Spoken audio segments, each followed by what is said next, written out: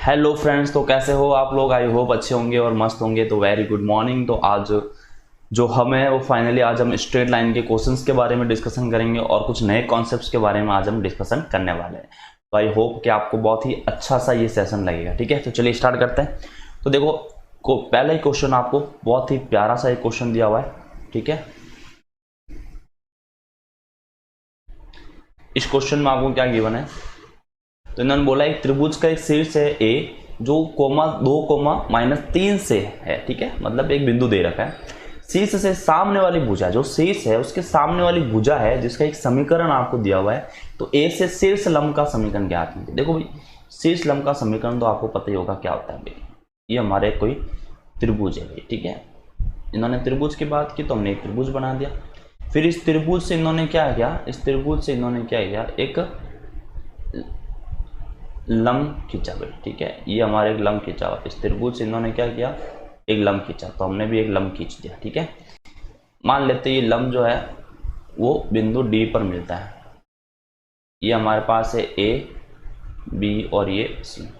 ए के जो निर्देशांक है वो है 2 और -3। ये ए के निर्देशांक है। ठीक है, अब मुझे बताओ बीसी का आपको समीकरण दे रखा है x - 4y और प्लस का 7 = 0। ये आपको डीसी का एक इक्वेशन दे रखी है। ठीक है, अब इस इक्वेशन में बेसिकली है क्या, मुझे ये बताइए भाई। आपको एडी जो है एडी वो आपको दिख रहा है कि एडी जो है वो लंबवत है बीसी का, और लंबवत का समीकरण हमने आपको निकालना सिखाया था, है ना। बस शर्त ये है कि उसके पास कंडीशन होनी चाहिए वो किस बिंदु से गुजर रहा है। तो अगर एडी की बात करें तो इस बिंदु से गुजर रहा है, तो हमारे पास एक कंडीशन है। तो बस हम इसके क्या करेंगे, ये जो x - 4y + 7 = 0 है तो इसकी हम लंबवत रेखा मान लेंगे। ठीक है भाई, तो लंबवत रेखा क्या होगी इसकी मुझे बताइए। तो आप बोलोगे कॉफिशिएंट को इंटरचेंज कर लो x और y के, और बीच वाले साइन को चेंज कर लो। अभी x का कॉफिशिएंट 1 है तो 4 जो है वो x के पास आ जाएगा। यहाँ साइन माइनस है तो ये प्लस हो जाएगा। 1 का कॉफिशिएंट y के पास जाएगा तो y बच जाएगा, और प्लस में कोई कांस्टेंट आ जाएगा k = 0। अब ये साफ कहा हुआ है कि 2 - 3 से गुजरती है ना। यहाँ से ये लाइन गुजरती है तो गुजार देते भाई, यहाँ से गुजरती है। तो जब ये लाइन यहाँ से गुजरती है तो उसको सेटिस्फाई करेगा, यानी 4 × 2 -3 और प्लस का k = 0। तो यहाँ से देखें तो ये 8 - 3 5 हो जाएगा, उधर गया तो -5 हो जाएगा। तो k की वैल्यू जो है वो आपके -5 आने वाली। तो यहाँ से हमारा फाइनली जो इसका आंसर होगा वो क्या हो जाएगा, तो वो हो जाएगा हमारा 4x + y और -5 = 0। ठीक है, तो ये हमारा आंसर हो जाएगा। ठीक है, तो यहाँ तो कोई प्रॉब्लम नहीं होनी चाहिए। -5, ठीक है, तो यहाँ तो कोई प्रॉब्लम होनी ही नहीं चाहिए। ठीक है, कोई ज़्यादा कोई दिक्कत ही नहीं है। तो 4x + y -5 = 0। अब देखते हैं next question. Slope point form क्या है। देखो स्लोप पॉइंट फॉर्म क्या है भाई। स्लोप पॉइंट फॉर्म बड़ा सिंपल सा लॉजिक है, कुछ इसके अंदर टफ चीज़ तो है ही नहीं। ठीक है भाई, एक आपको एक स्लोप दिया हुआ है, ठीक है, कुछ इस टाइप का, और यहाँ से एक लाइन जा रही है। यहाँ से क्या जा रही है, एक लाइन जा रही है। ये मान लो ये लाइन जा रही है यहाँ से। ठीक है, अब ये जो लाइन है उसके पास एक बिंदु से जा रही है लाइन। मान ले कोई एक बिंदु दे दिया हमको x1 और y1, ये हमको कोई बिंदु दे दिया, और यहाँ पे ये थीटा एंगल बना रही है, मतलब यहाँ से हम m भी निकाल सकते हैं इसका। ठीक है, स्लोप बना रही है। ठीक है, और यहाँ पर इसलिए हम एक जनरल पॉइंट यहाँ पे लेट करेंगे। इस जनरल पॉइंट को हम बोलेंगे x और y। ठीक है भाई, मान लेते हैं ये a पॉइंट हमको गिवन है, और p जो पॉइंट है p is a general point. p हमारा कोई एक जनरल पॉइंट हो गया। ठीक है, p हमारा एक कोई जनरल पॉइंट हो गया। तो अगर मैं इसको x2 y2 मानूंगा तो मैं यहाँ से m कैसे निकालूंगा मुझे बताइए। तो आप बोलोगे वो हो जाएगा y2 - y1 upon x2 - x1। ठीक है भाई, तो m बराबर इसको ये x1 y1 है, ये x2 y2 मान लेंगे। तो x2 यानी x - x1 हो जाएगा, x - x1, और अपॉन में आ जाएगा, सॉरी y है ना, ऊपर तो y आएगा भाई, ऐसा कैसे हो रहा है, y -y1 अपॉन में x - x1। तो मल्टीप्लाई कर देंगे क्रॉस, तो y - y1 = m x - x1। Finally ये हमारा रिजल्ट रहने वाला है इसके अंदर। ठीक है भाई, ये हमारा क्या रहेगा इसके अंदर, रिजल्ट रहने वाला है। तो यहाँ तो कोई प्रॉब्लम होनी ही नहीं चाहिए। ठीक है, तो ये हमारा रिजल्ट, जब भी पॉइंट स्लोप पॉइंट फॉर्म का मतलब एक पॉइंट दे रखा है और एक स्लोप दे रखा है, ठीक है, तो हम यहाँ से निकाल सकते हैं। अगर स्लोप नहीं दे रखा तो फिर हम निकाल देंगे स्लोप। तो निकालने के दो तरीके बताए थे, एक एंगल के बेसिस पर और एक दो पॉइंट के बीच का स्लोप कैसे निकालते हैं, ठीक है। अब देखते क्वेश्चन, उस रेखा का समीकरण ज्ञात कीजिए जो बिंदु -1 से गुजरती है तथा एक्स अक्ष से 150 डिग्री का कोण बनाती है। भाई 150 डिग्री का कोण बनाती है। इंफॉर्मेशन क्या गिवन है, इंफॉर्मेशन ये गिवन है कि हमारे पास कोई बिंदु है ए जिसकी निर्देशांक है -1 और 3, निर्देशांक क्या है -1 और 3। यहाँ पर जो एंगल है वो आपका 150 डिग्री आपको गिवन है। तो हम क्या करेंगे भाई, यहाँ से tan थीटा निकालेंगे, वही तो हमारा m होगा या नहीं होगा। तो मुझे बताओ tan थीटा कितना भाई, tan थीटा की वैल्यू कितनी है 150। अब मुझे बताओ 150 को आप क्या लिख सकते हो, आप 150 को लिख सकते हो 180 - 30, ये लिख सकते हो 180 - 30, 180 - 30 लिख सकते हैं। तो 180 माइनस थीटा। अब देखो सेकंड क्वाड्रेंट में आएगा, सेकंड में tan जो होता है वो नेगेटिव में होता है और tan 130 है और tan 30 है और 30 की वैल्यू 1/√3 होती है, तो हो जाएगी वैल्यू -1/√3। तो बस हमारे पास ये पॉइंट आ गया, तो हम अपनी इक्वेशन लिख सकते हैं, ठीक है। तो इक्वेशन क्या होगी, y - y1 m x - x1, ये हमको दे रखा है x1 और y1। तो y - y1 की वैल्यू हो जाएगी 3, m की वैल्यू है 1 और अपॉन में √3, x - x1 है तो वो प्लस का 1 हो जाएगा। तो √3 को मल्टीप्लाई करेंगे तो √3y माइनस का 3√3 और माइनस का x और माइनस का 1, इसको उधर भेज देते हैं, ये प्लस का हो जाएगा, ठीक है भाई। ये आपके पास सही है, ये 1 भी प्लस का हो जाएगा, ठीक है, उधर गया तो ये प्लस का 1 इक्वल में 0। तो फाइनली ये हमारी क्या आ जाएगी, इक्वेशन आ जाएगी, ठीक है। तो ये हमारा जो है वो आंसर है। तो यहाँ तो कोई प्रॉब्लम नहीं होनी चाहिए, ठीक है। बहुत ही इजी कॉन्सेप्ट है, बड़े धीरे धीरे से हम पढ़ेंगे ताकि हमारे कॉन्सेप्ट और ज़्यादा क्लियर होते जाइए। नेक्स्ट क्वेश्चन देखते हैं, बिंदुओं से गुजरने वाली रेखा का समीकरण क्या कीजिए। भाई आपको दो बिंदु दे दिए, क्या प्रॉब्लम है भाई, अगर दो बिंदु दे दिए तो दो बिंदु मान लो ये कोई रेखा है, ठीक है भाई, हम सिंपल सी भाषा में बात कर रहे हैं। यहाँ पर दो बिंदु दे रखे, एक की वैल्यू है 3 और -4, एक की जो वैल्यू है वो 1 और 2, ये इसकी वैल्यू दे रखी है, ठीक है भाई। अगर ये वैल्यू है तो आप मुझे बताइए कि समीकरण क्या होगा हमारा। समीकरण होगा y - y1 m x - x1। अब m को निकालने का बड़ा सिंपल सा मेथड है भाई, m कैसे निकलेगा मुझे बताइए। मैं यहाँ पे निकालना चाहता हूँ इसका m, तो y2 - y1 upon x2 - x1। ये हमारा x1 लेंगे, इसको y1, इसको x2, इसको y2, तो हो जाएगा 2 - 4 है तो प्लस का 4, 1 प्लस का 3 है तो माइनस का, तो 6 अपॉन में माइनस का 2। तो फाइनली ये कितना हो जाएगा, माइनस का 3। तो माइनस का 3 हो गया हमारा m, तो बस वैल्यू रख देते हैं y - y1 है तो वो प्लस का हो जाएगा 4, ठीक है, और यहाँ पे हो जाएगा माइनस का 3, x - x1, x1 की वैल्यू कितनी है 3। तो ये देखो ये माइनस का 3x इधर आया तो प्लस का 3x हो जाएगा, ये प्लस का y एज इट इज़ रहेगा, ये प्लस का 4 है, ये माइनस और ये माइनस प्लस हो जाएगा 3, वो उधर आया तो माइनस का 9 हो जाएगा इक्वल में 0। तो यहाँ पे हो जाएगा ये 3x प्लस y और माइनस का 5 बराबर में 0। ये हमारा प्रोसेस रहेगा, ठीक है। नेक्स्ट क्वेश्चन, बिंदुओं को मिलाने वाले रेखाखंड के लंब समद्वि भाजक का समीकरण क्या होगा। देखो भाई लंब समद्वि भाजक क्या है, बहुत सिंपल सा प्रोसेस समझ रहा हूँ। ये हमारे पास एक लाइन खींची, यहाँ से क्या हो रहा है भाई, यहाँ से परपेंडिकुलर लाइन आ रही है, ठीक है। ये परपेंडिकुलर लाइन कुछ इस टाइप से है कि ये इसको बाइसेक्ट कर रही है ना। ये क्या कर रही है भाई, इसको बाइसेक्ट कर रही है, ये जो है वो इसको बाइसेक्ट कर रही है यहाँ से, ठीक है। मतलब क्या हुआ कि अगर ये पॉइंट ए है, ये पॉइंट दे देते बी और ये सी, बी सी गिवन है हमको -3 और 4, और ये है आपके पास 1 और 2, ये गिवन है। अब मुझे बताओ कि ये दोनों को पार्ट को डिवाइड कर रही है, इक्वली भाग में डिवाइड कर रही है, ठीक है।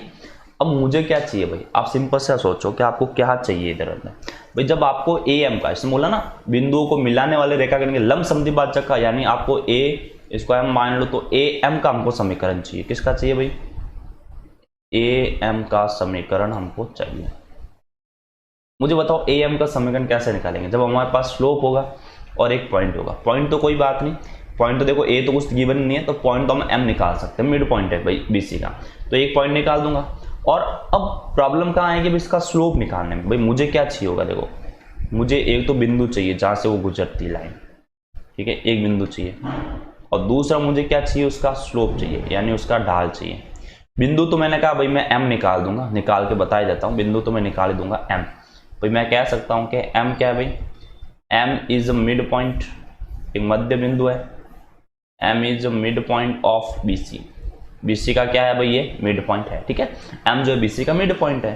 तो m के तो मैं कोऑर्डिनेट निकाल ही दूंगा, देखो -3 + 1 -2, -2 में 2 का भाग देंगे तो -1, 4 और 2 6, 6 में 2 का भाग देंगे तो 3। ये हमारा मिड पॉइंट तो आ गया, कोई प्रॉब्लम नहीं।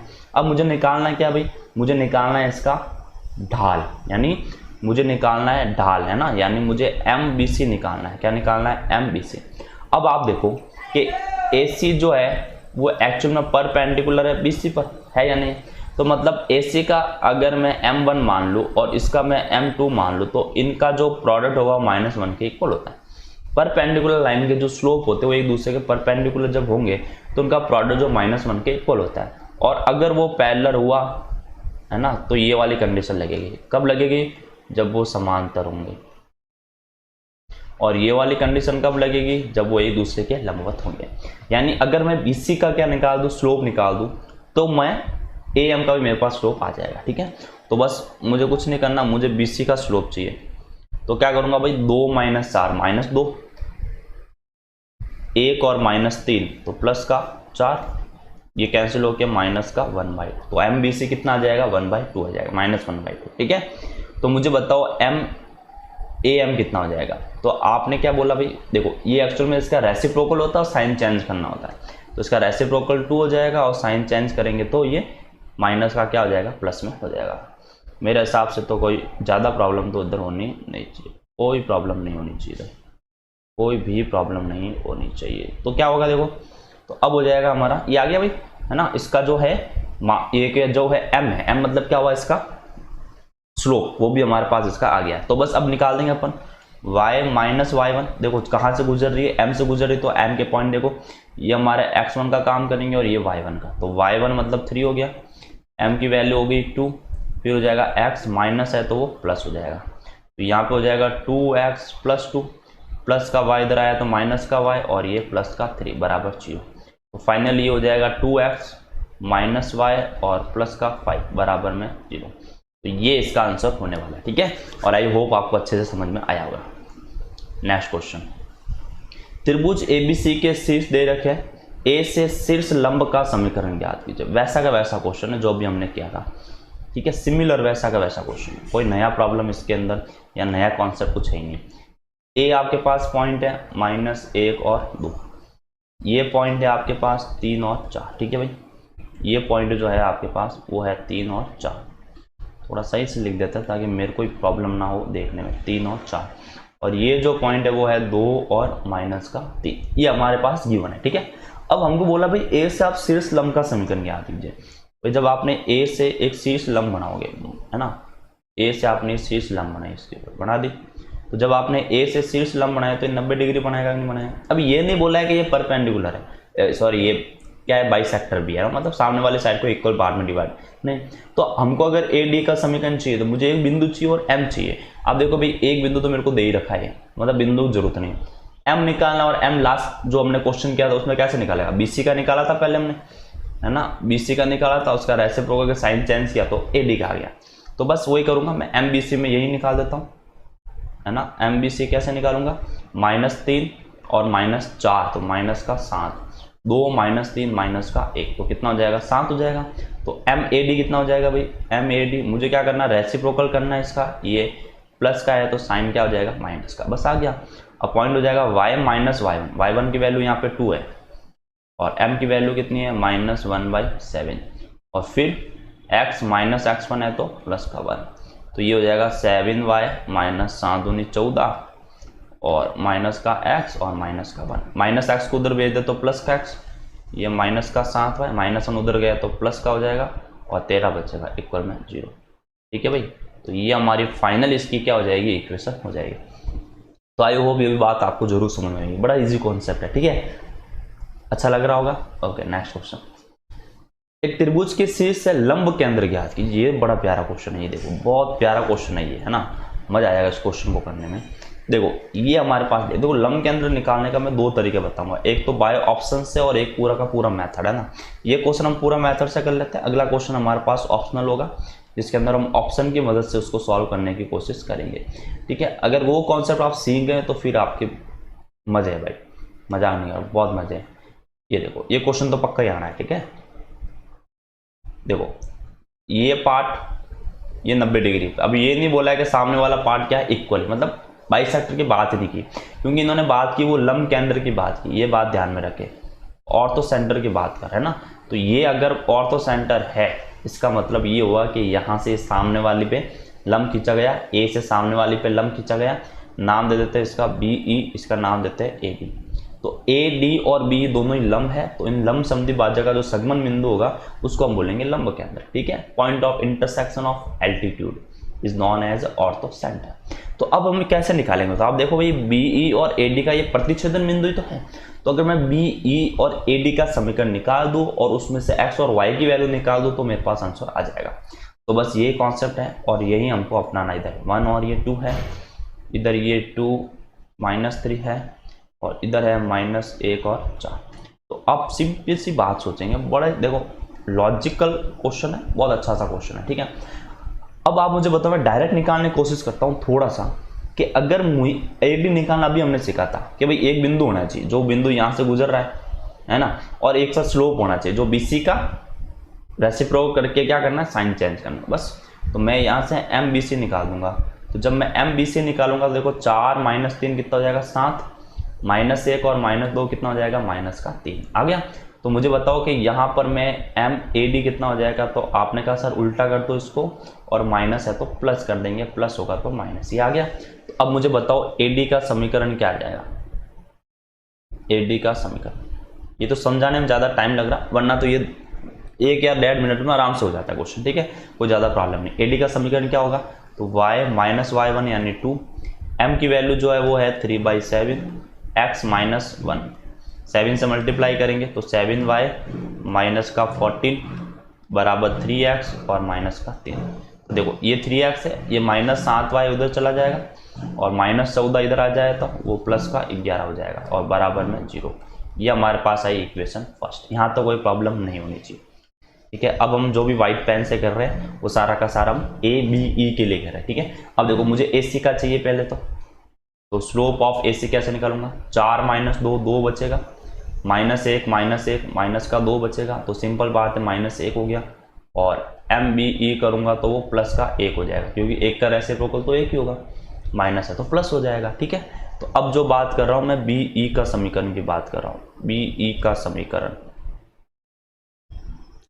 तो देखो बी ई का समीकरण मैं कैसे निकालूंगा, तो y माइनस, अब देखो बी ई किस बिंदु से गुजर रही है, इस बिंदु से गुजर रही है, तो ये -3 जो है वो प्लस का 3 हो जाएगा, m की वैल्यू है 1, x -2, तो यहाँ पे देखेंगे तो y +3 x -2, ठीक है। अब देखो इन दोनों को उधर भेज देंगे अपन, +y उधर गया तो -y, -3 भी उधर गया तो दोनों मिलके -5 हो जाएगा, और इक्वेशन क्या आ गई हमारे पास 2।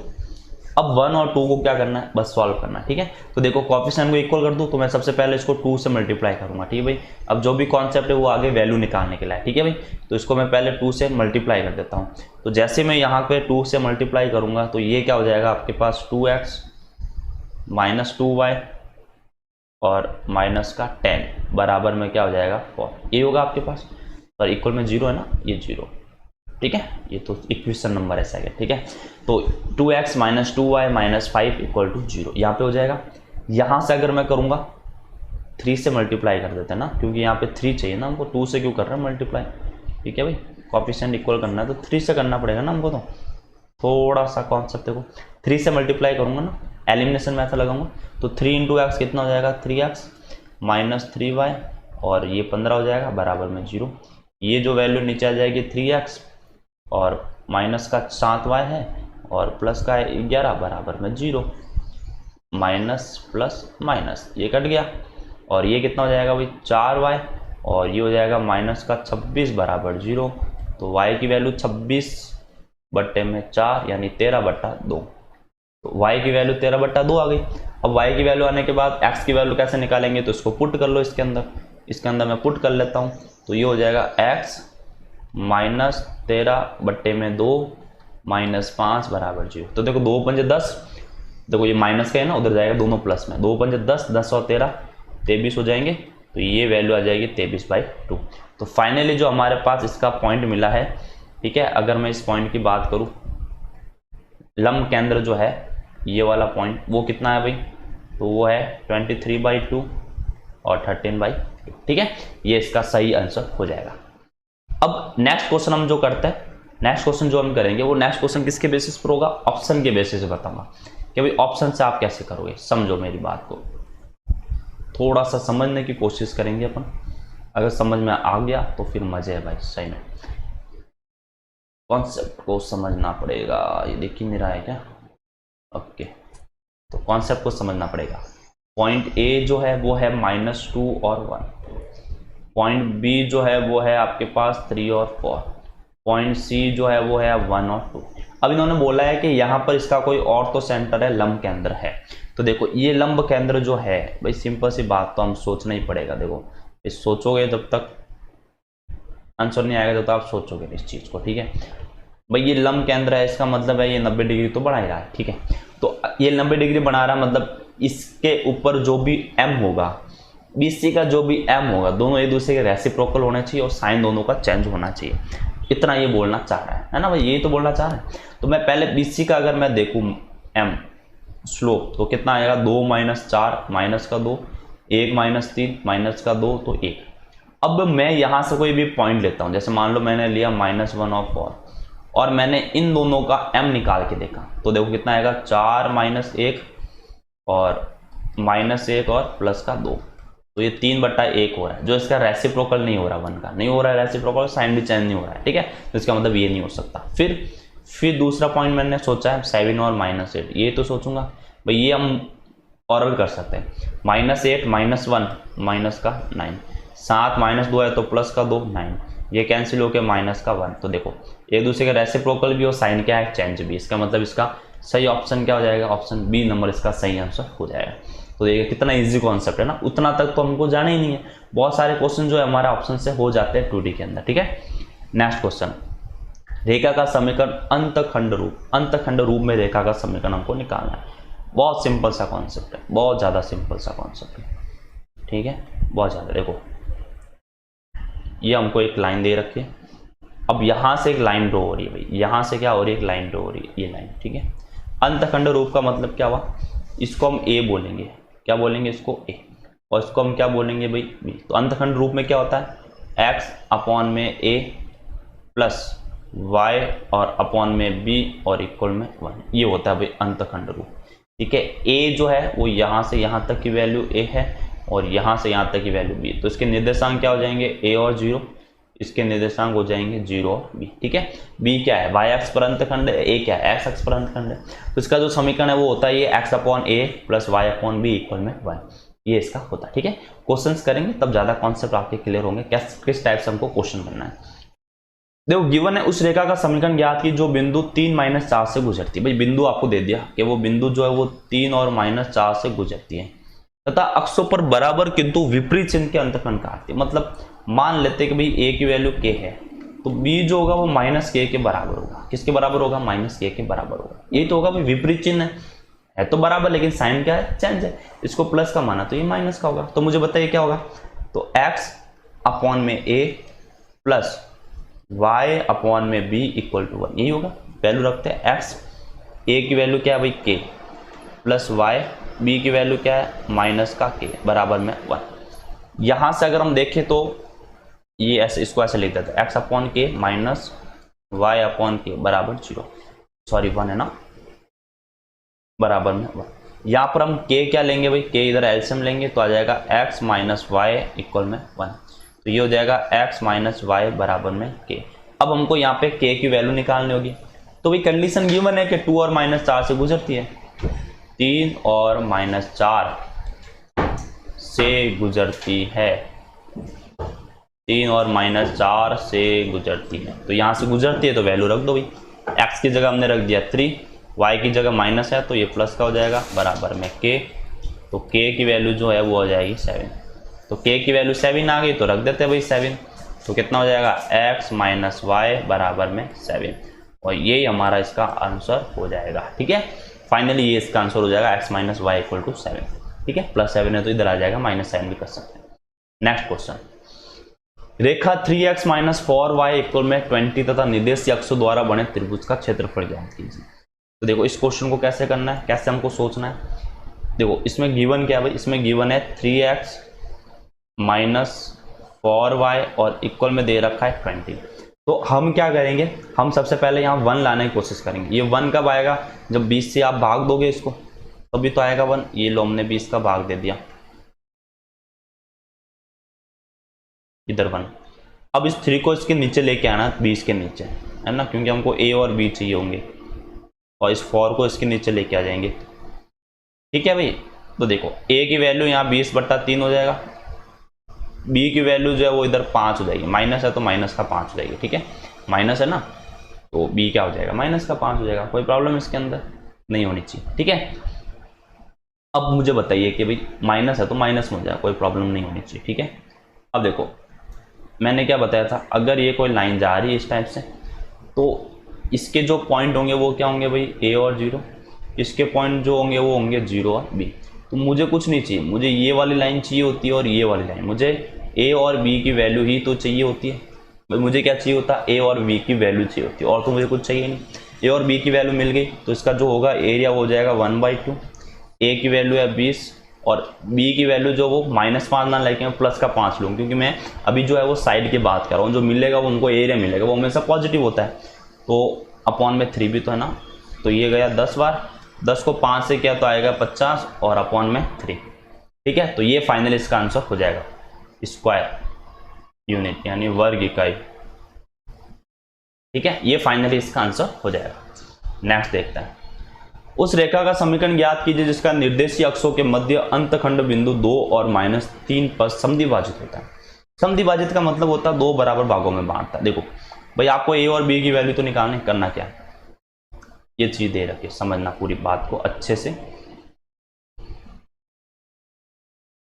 ये दे रखा है, इन्होंने क्या बोला, देखो उस रेखा का समीकरण ज्ञात की जो निर्देशीय अक्षों के मध्य अंतखंड बिंदु, ये अंतखंड बिंदु है 2 और -3 पर समद्विभाजित होता है, यानी ये इनका समद्विभाजन बिंदु दे दिया।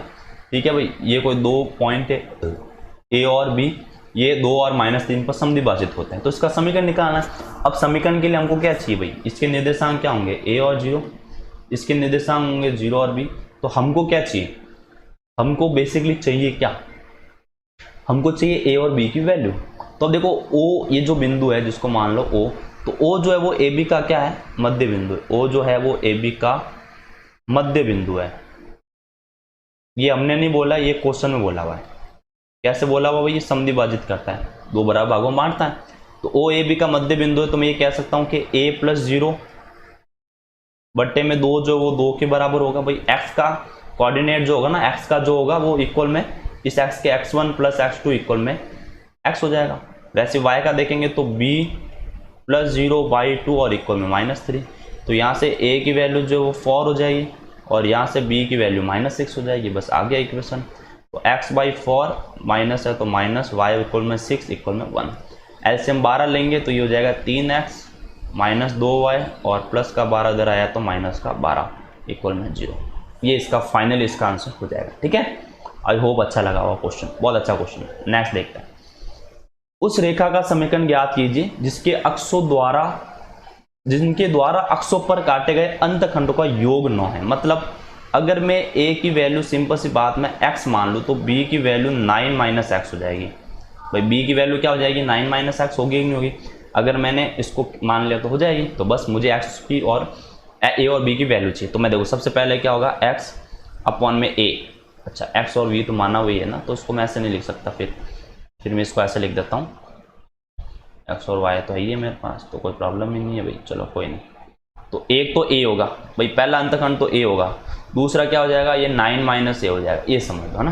दूसरा क्या हो जाएगा, 9 - a हो जाएगा, क्योंकि दोनों का योग कितना है 9। तो x upon a plus b y,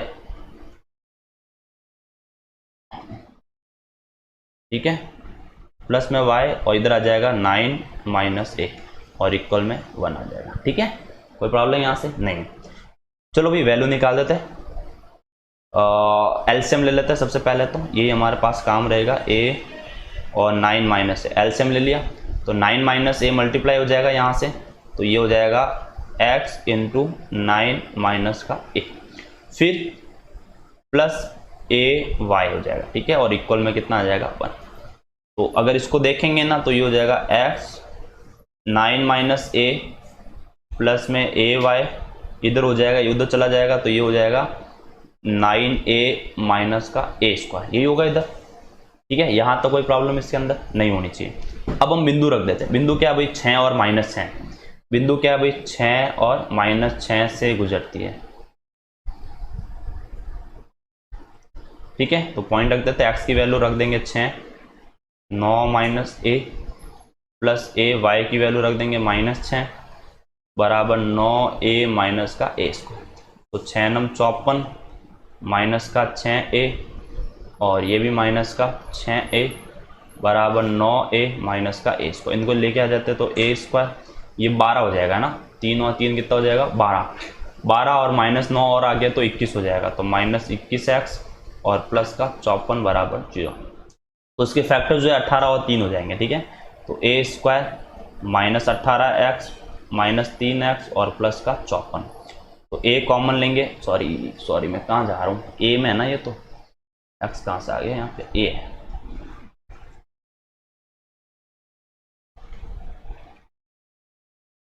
A square और माइनस का 21a और प्लस का 54 बराबर में 0। तो ये हो जाएगा ए स्क्वायर -18a प्लस का 3a और प्लस का 54 बराबर 0। ये प्लस का नहीं होगा, माइनस का होगा, ठीक है।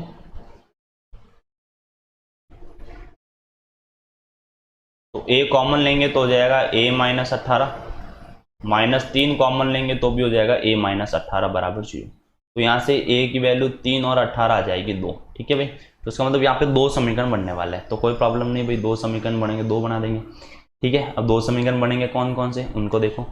जब a की वैल्यू 3 होगा, a की वैल्यू 3 होगी, a की वैल्यू क्या होगी 3, तो बताओ b की वैल्यू क्या होगी, तो 6 माइनस 9 माइनस ए, मतलब b की वैल्यू 6 हो जाएगी, तब हो जाएगा x/3 plus Y upon 6 equal में 1। एलसीएम 6 लूंगा तो ये हो जाएगा 2x प्लस वाई बराबर में 6, एक इक्वेशन ये बन जाएगी। जब a की वैल्यू जो है वो 18 हो जाएगी, ठीक है भाई, जब a की वैल्यू क्या हो जाएगी 18 हो जाएगी, तो b की वैल्यू क्या होगी, तो माइनस का 9 हो जाएगा, तब होगा a अपॉन में 18 माइनस x